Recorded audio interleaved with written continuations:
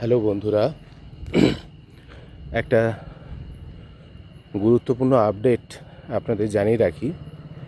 আমরা এখন এসেছি কিরিবুরু হিলটপে, উড়িষ্যা এবং ঝাড়খণ্ড লাগোয়া পুরো বর্ডার এরিয়া।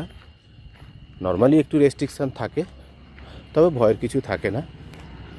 কিন্তু দুদিন ধরে যেটা আমরা শুনতে পাচ্ছি এবং দেখলাম, সেটা হচ্ছে সারান্ডা ফরেস্টের মধ্যে কিছু কিছু জায়গা, ঘোরার জায়গা, যেমন থালকোবাদ ঘোরার জায়গা ছিল, আরও দু একটা জায়গা, সেই জায়গাগুলোতে গাড়ি যাচ্ছে না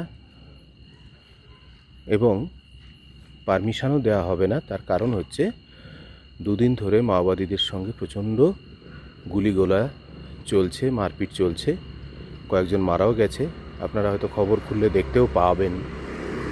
তাই ইতিমধ্যে যারা দু একদিনের মধ্যে আসার প্ল্যান করছেন, আমার মনে হয় একটু ওয়েট করে কয়েকদিন পরে আসা ভালো, অবস্থা বুঝে ফোন করে তারপর আপনারা আসবেন।